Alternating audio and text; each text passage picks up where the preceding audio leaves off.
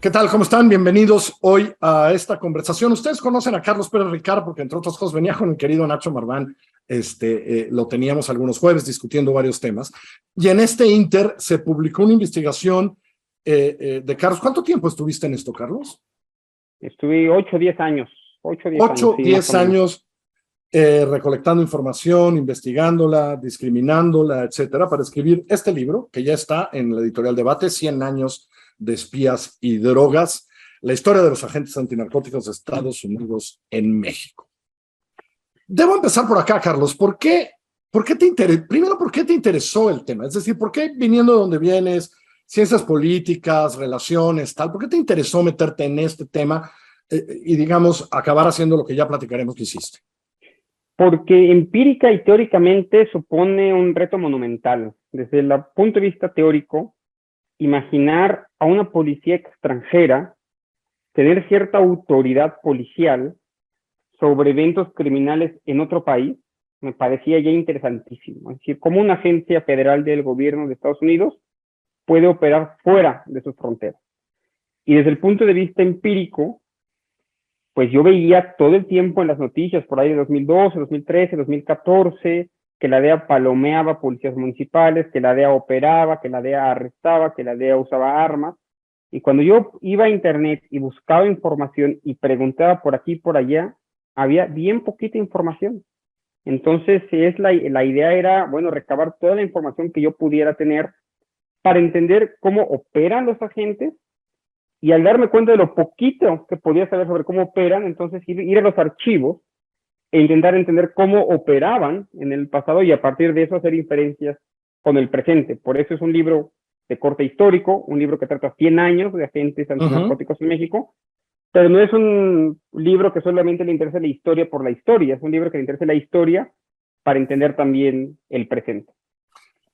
Es interesante y está apuntado aquí además como, digo, hay que empezar por definir a la DEA. Y la DEA es una agencia que siempre ha sido visto por otras agencias estadounidenses un poquito como, esos son los de la DEA, ¿no? Que eso ha tenido consecuencias de las que vamos a platicar, ¿no? Pero el FBI, la CIA, ¿no? El Directorado Nacional de Inteligencia, ¿no? La misma inteligencia de la Secretaría de la Defensa allá y del Ejército allá, siempre dicen, esos de la DEA, ¿no? Siempre están, primero, es una agencia como en ese sentido no tan querida allá, ¿no?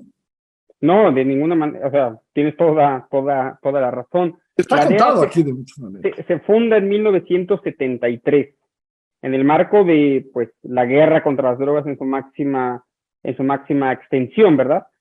Pero no significa que no hubiera agentes antes, ¿no? Agente antidroga, como demuestra en el libro, no, pero 100 años en territorio mexicano. Pero sí es cierto lo que dices con relación a la DEA, se le ve como, le dicen que son cowboys, gente normalmente poco estudiada, muchos chicanos, con muchos migrantes también, muchos de los cuales muy jóvenes trabajaron en temas de narcotráfico, siendo ellos mismos parte de las redes de narcotráfico y las conocen también. Entonces sí, son vistos como digamos una capa de menor calidad con respecto al law enforcement en Estados Unidos, nada que ver con el FBI y nada que ver con la CIA en cuanto, digamos, a su personal. Pero es interesante leyéndote, Carlos, cómo encontraron en México una manera de desarrollar cosas que a lo mejor en Estados Unidos no podían desarrollar de cierta manera porque se metía el FBI o se metía una fiscalía local, una policía local, ¿no? Y andaban muchas veces en bronca. Aquí encontraron otra manera de actuar, ¿no? Claro, porque a diferencia de Estados Unidos, en donde hay 2.500 corporaciones policiales, es decir, cada pequeña ciudad, cada pueblo tiene su propia policía, y donde la DEA tenía que repartir jurisdicción, ¿no? Donde no era la única, pues cuando venían a México eran prácticamente la única agencia federal de Estados Unidos que se enfocaba en temas de droga. Entonces aquí podían hacer y deshacer. En México y en Colombia en particular, claro, aunque tienen presencia... En Colombia fuertísimo, ¿no? Sobre todo en Colombia en los años 70, más en los años 80 en México, y en todo el mundo. Probablemente no haya una agencia civil policial del gobierno de Estados Unidos con tanta presencia fuera de sus fronteras, aunque parte de sus recursos están invertidos adentro de la frontera de Estados Unidos, pues hay cientos, hay miles de agentes de la DEA fuera de su país. ¿En qué sexenio fue realmente donde se abrió la puerta? Es decir, Nixon declara la guerra a las drogas, se forma la DEA, empiezan a reclutar, vienen de varias partes, etcétera, entran. Pero ¿quién realmente empieza a abrir la puerta en serio? Que luego es una puerta que todo lo que pasa, y ahora lo hablaremos, ¿no? Sí, yo te cambiaría a otra respuesta. La verdad es que nadie les abrió la puerta. Ellos se abrieron solitos, ¿no? Desde los años 40, por cierto, la Segunda Guerra Mundial, lo explico en el libro, es muy interesante porque México se convierte quizás por primera vez en este centro del narcotráfico regional y mundial. Era Cuba, luego empieza a ser México, y entonces llega un montón de agentes en esa época, y luego en los años 60 y más en particular en los años 70 es cuando vienen todos. Y lo hacen, hay que decirlo, casi sin el permiso de México. Siempre buscan tener concordia, acuerdos con Cancillería, quieren llevarse bien con las policías, pero la verdad es que no le pidieron permiso a nadie. Y contra todo lo que suponen, o podemos suponer, realmente uno de los gobiernos como este, en el que más trabajo tuvieron para operar, justamente fue el de Salinas de Gortari, porque un momento de fricción entre la DEA, bueno, tú lo sabes muy bien, durante tu estancia como reportero allí en Washington, pero uno de los momentos más duros de la relación bilateral fue precisamente a principios de los 90, en el que casi eso termina salpicándole al Tratado de Libre Comercio. Así es. Quizás el peor momento de la historia de la relación bilateral en materia de seguridad, muy parecido a lo que tenemos hoy, ¿no? Con la relación entre la DEA y el gobierno federal. Ahora, es interesante cómo también, digamos, la DEA trae métodos, pues muy de ellos, ¿no? Es decir, su relación, ¿no? Algunos siempre te decían, no, es que tienen inteligencia. No, la DEA entiende que tiene que hacer una relación muy cercana con los capos y con los cárteles y tener infiltrados y pagarle a gente que trabaja para ellos para tener información de verdad, ¿no? Y en eso, digamos, superaban a agencias mexicanas en los 80s, en los 90s, en los 2000s, ¿no? Siempre, ¿no? Sí, trabajaron históricamente con una red de informantes, informal de informantes. Ellos tenían mucho dinero que, digamos, podían gastar como quisieran en estar pagando informantes. El tema es que cuando se iban o cuando se van de la zona en la que trabajan, a esos informantes los dejan ahí completamente abandonados y es muy común que terminen siendo asesinados, ¿no? También uno de los grandes éxitos de la DEA ha sido el de socializar en sus prácticas y métodos a la propia policía mexicana. Es decir, ¿cómo hacemos para que ellos hagan lo que nosotros queremos sin que nosotros estemos necesariamente ahí? Y hay, por ejemplo, este programa que acaban de terminar en México, pero que tuvieron 25 años manejando, el de los grupos sensibles de trabajo, en donde eran agentes de la DEA los que, digamos, maniobraban, ¿no? Para que otros soldados, marinos o incluso policías hicieran el trabajo sucio. De facto trabajaban directamente para la DEA siendo policías mexicanos y digamos, esas tácticas y técnicas creo que las describo relativamente bien al final de este libro. Y no solo eso, la DEA también tuvo que ver, Carlos, y lo cuentas, y está muy bien esa parte, en estas broncas entre agencia, ¿no? Porque de repente la DEA decía, no, hubo un tiempo que decía, yo a la Marina le confío todo, pero al ejército que ni se acerquen conmigo, y eso causaba problemas en instituciones mexicanas, ¿no? Sí, históricamente ha sido la CIA, la agencia que mejor la llevaba con el ejército mexicano, desde los años 50, desde los años 60, y a la DEA le tocaba la relación con la extinta Policía Federal. Ahí tenía, digamos, sus redes transgubernamentales. ¿A qué me refiero con ello? Sus relaciones de amigos, de amistades, gente que viajaba a Washington 3, 4 veces al año, les regalaban vacaciones, les regalaban placas, pistolas, se llevaban muy bien, eran realmente muy amigos.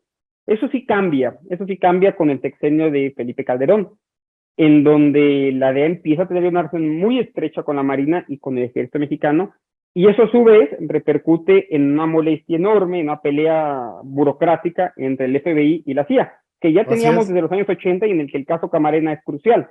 Hay la hipótesis nunca demostrada, que Camarena trabajaba en realidad para la CIA y que la CIA en realidad estaba intentando llevar droga a Estados Unidos. Bueno, esa historia, que es una historia que no voy a poder mencionar ahorita, pero que es una historia realmente llena de teorías de la conspiración, también está narrada en este libro. Está grabada eso, y está narrado, y eso me gustó, porque yo como joven reportero estuve en California cubriendo ese juicio, las barbaridades de los juicios de aquel tiempo con Camarena, Zuno Arce, y después lo poco que estuvo Álvarez Machain frente a un juez en California. Me gusta el casi homenaje que haces a un señor que se llamaba Antonio Gárate Bustamante, uno de los personajes más oscuros que hemos conocido, pero a la vez fascinante, que lo sabía todo del narco y luego se lleva a Álvarez Machain y dice, no, yo les voy a contar todo ahí, pero qué es verdad, qué es mentira. Pero esos eran clásicos informantes de EA.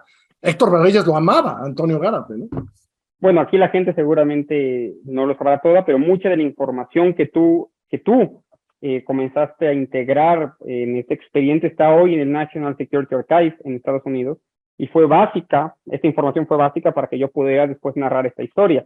Hablamos aquí de Gárate Bustamante, un excriminal que luego comenzó a trabajar para la DEA, llevó 6 o 7 informantes a Estados Unidos que digamos, tejen la acusación contra Manuel Bartlett, tejen la acusación contra un montón de personas. Acá lo acusan de estar fumando bazuco en frente de Camarena mientras era torturado, pues cosas completamente inverosímiles, y que son también los que se llevan al doctor secuestrado, ¿no? Desde ¿Sí? su Machain, edificio médico, donde trabajaba un grupo que se llama Los Gansos Salvajes, pagado por la DEA, un grupo de policías judiciales, lo secuestra y se la lleva inmediatamente a Texas, me parece, y se hace una acusación no contra Bartlett, no contra Zuno Arce, sino contra todo el establishment mexicano. Camarena fue fundamental.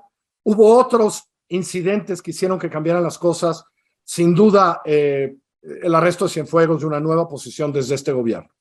¿Dónde está hoy la DEA en México, Carlos? ¿Cómo la ves hoy después de todo esto sucedido?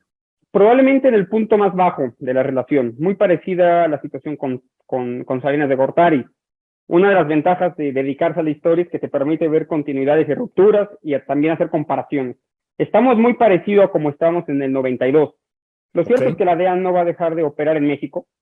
La DEA va a continuar operando, buscará mejores formas de trabajar, buscará nuevos arreglos que no hagan enojar tanto al gobierno federal, pero no tengo la menor duda de que estamos solamente en un capítulo más de una historia de más de un siglo y que deberíamos ver las continuidades, las rupturas, pero desde long durée, ¿no? Desde largo plazo. Sí. O sea, a ver, todos los años que he visto este fenómeno como reportero, ¿no? Siempre hay debe haber 36 agentes de la DEA acreditados en la... Y dices, sí, claro, 36 agentes de la DEA. Seguro solo hay 36 agentes de la DEA en México, ¿no, Carlos? Son los permanentes, y hay cientos de temporales que vienen, que van, y el gobierno de México no tiene ni idea en dónde están, qué hacen, a dónde van, con quién hablan, no lo sabemos. Solo podemos acercarnos a este fenómeno. Carlos, felicidades por esto, me parece súper necesario. En Editorial Debate, por favor, pónganse a leer 100 años de Espías y Drogas. Te mando un abrazo, Carlos, gracias. Te agradezco, Carlos, muchas gracias.